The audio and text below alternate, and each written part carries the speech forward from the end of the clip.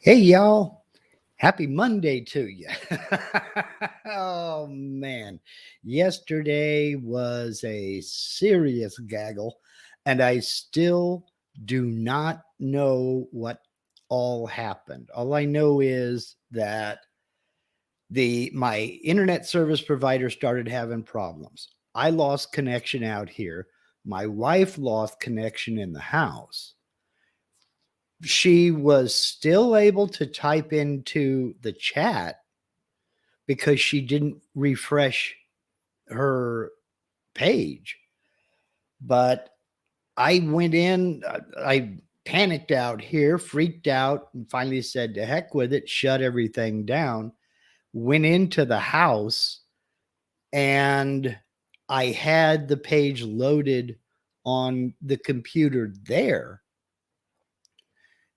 and it was saying I was still live. So I came back into StreamYard. StreamYard said it was still live, clicked on it, and popped back in. So that's why there was the background change. But about 5 minutes, you know, about 5 minutes elapsed between those times. So I was able to go back in on the editor and trim that part out where it was just nothing but a blank black screen. And so if you watch yesterday, yesterday's live broadcast, suddenly there's a magical background change where I just go from saying, and next week to, I don't know what happened. So, well, anyway, so all that being behind us, I was just getting to the good part. I was making the announcement for next week's video. Now, I've already teased it quite a bit, but, and I did come back in yesterday and explain who's going and who's doing. Roger, no, I am not doing this wireless. This is all hardwired in. I'm plugged in. When I ran the electrical underground here, I ran another conduit with my. I went actually with a Cat 8 cable, just trying to future proof for if we get 1G connection out here. It is all hardwired in. I'm plugged into the computer here, hardwired, and I plugged into the router at the house. I have played live streams with Wi-Fi before, and it just doesn't work. So, anyway, let's get on to next week. What I am proud to announce is that I'm going to have two guests who are really, really good at epoxy inlays. One of them you've probably never heard of, and that is Rob Sandstrom. Pardon me, Rob, for butchering your name. And he has created this epoxy inlay, as well as this one here, the Eagle Globe and Anchor on the Marine Corps emblem. And if you take a look at this thing, look at the level of detail within these inlays. You'll see what I mean when I say these guys are really, experts. Look at that tiny text in there and those little bitty lines, the outlines and the level of detail within these are just absolutely amazing. So these two are from Rob Sandstrom, and he's going to be my guest, as well as the man of the hour and the one who introduced me to high level epoxy inlays, and that is Shane Peters. And here's an example of Shane's work. And that is absolutely crazy that he is able to do such detailed inlays. And we're talking about epoxy on epoxy. Now, if you met Shane like I did, through the Vectric user group meeting this year, you came away with more questions than answers. At least I did. Well, we're going to have Shane and Rob on next Sunday to answer these questions. We're not going to get into a step-by-step tutorial on how to do these inlays. We're going to answer the big questions. Shane mentioned in that presentation for Vectric during the user group meeting that you have to do vector overlapping to get these clean transitions between, say, the red, the white, the blue, and the black. Without giving too much away, basically the vector overlapping, this blue vector, for example, has to be overlapped into where this black is going to go. The white would also have to be overlapped into where this black is going to go. And that gives you that nice, clean, gapless finish here. So that we're going to discuss. He's going to get into how he does it, how he wishes he could do it. And we're going to get into all things epoxy inlays. We are going to do a bunch of different questions. So if you have any questions about the epoxy inlay process, jot them down, make a note. We're going to be going, it's going to be a little bit different next week. For instance, our start time, because of scheduling, it will not be at noon Pacific, 3 p.m. Eastern. We have to start late. So it's going to be at 1 p.m. Pacific, 4 p.m. Eastern, an hour late. So mark your calendar, make a note. It will be 1 p.m. Pacific, not noon, and 4 p.m. Eastern, not 3. And we're going to talk to Shane and Rob about this work, about the vectoring, coming up with the design, all the modifications need to create the design, the number of layers they use. Believe me when I say this is not a beginner's project. You have to be comfortable with your machine. This is not a first project. You have to be comfortable with your machine, its capabilities, its capacity. You have to be comfortable with your bits and know what you're doing. Be comfortable with your software in order to get those overlaps without spending 80 or 90 hours working on each and every design. So we're going to get into all that. I've already got a few questions for them. We're going to talk about the epoxies they use. We're going to be talking about the coloring agents they use, mica powders, etc., etc. Again, it's not going to be a step-by-step tutorial on the process. It's going to be simply answering the most common questions we've received. Because for some reason, after Shane's presentation, people started asking me questions. And I'm like, I don't know. You know as much as I do, man. So the two of the masters of the art, Rob Sandstrom and Shane Peters, are going to be here next week at 1 Pacific, 4 p.m. Eastern for live Q&A number 122. So if you just tuned in for that announcement, we can go ahead and say, have a good weekend or have a good week and see you next weekend. If, however, you're here with me live and you have a couple of questions, let's go ahead and get into them. But they probably have nothing to do with the epoxy. This is just, let's call it an extra live stream. What the heck? Let's see. I see Peterson's Country Woodworking, Troy. Okay. said, recently my machine is not cutting through my material. The project setup and toolpath setup are both set to the same material thickness. What am I missing?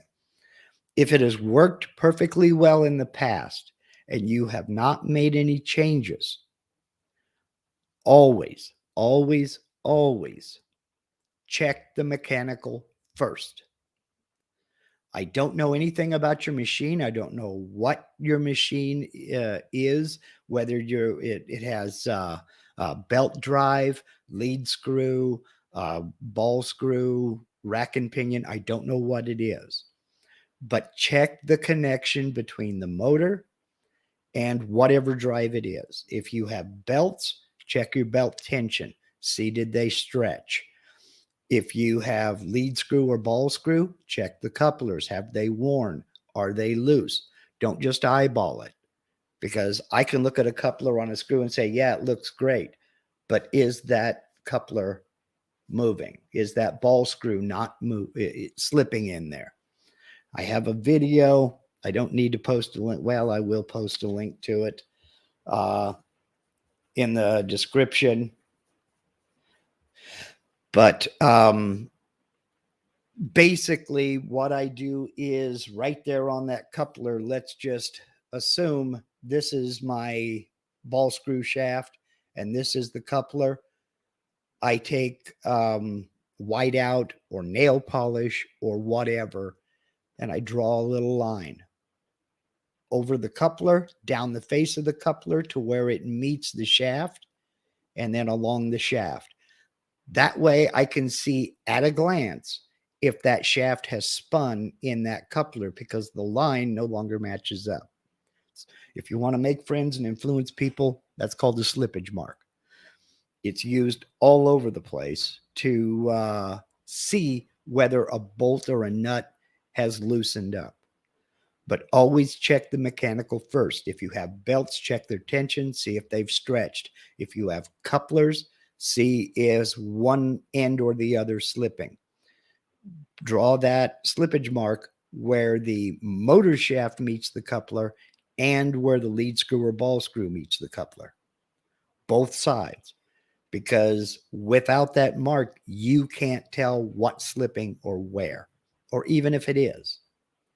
Generally speaking, problems like you're experiencing here, especially if it has worked in the past, is over time, things can wear just slightly enough or vibration just slightly enough to loosen things up. I have couplers on my lead screws, and about maybe say once a month, I will go check those couplers and tighten it up. Just check it with the Allen wrench and snug it up a little bit. And I usually find one screw on a coupler that is loosened just slightly. But that is the most common thing. And in fact, that's a good practice to be in just in general. If you have made no software changes at all, if you haven't changed your setup in your controller or anything else, settings don't just set themselves. They don't reset themselves. So if you haven't made any software changes, it's not a software issue. It's a hardware issue. And usually that comes by, usually that comes with use. So, these machines are not set it and forget it type of machines. There will always be a little bit of maintenance needed. It's just like your car. Yeah, you can go your whole life without changing the oil, but your car is going to die long before, it should. These machines are no different. There's some maintenance that needs to be done.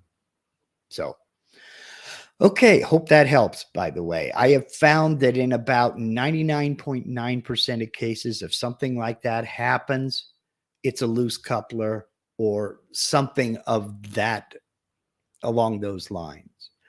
Okay, it's a shark. I still don't know anything about the sharks.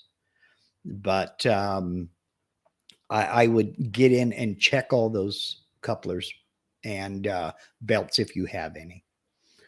Let's see. Jeff Woodywan says, when doing a profile cutout in a solid material like Corian, does it matter if you use Climb or conventional? Is one better? By default, I always use, let me check myself here. Generally speaking, I use Climb cutting. Is one better? Climb will almost always give you a better finish. And but having said that, I need to temper it by saying I've never cut out Corian. That's one of the things that I plan on doing this year. I've got a couple of projects that I do need to cut some Corian for. So I'm going to cautiously say Climb cut. So let's see here. Tommy Jaskowski, did I even get close to that? And sorry for butchering your name. Did my first 3D design carved, learned a lot and a lot more to learn. When I set the height on a component and then changed some other components, the previous adjustments would change. Yes, remember the software models from the bottom up. So if you change a component, say 3, and I'm talking about in the component list in Aspire, the component tree.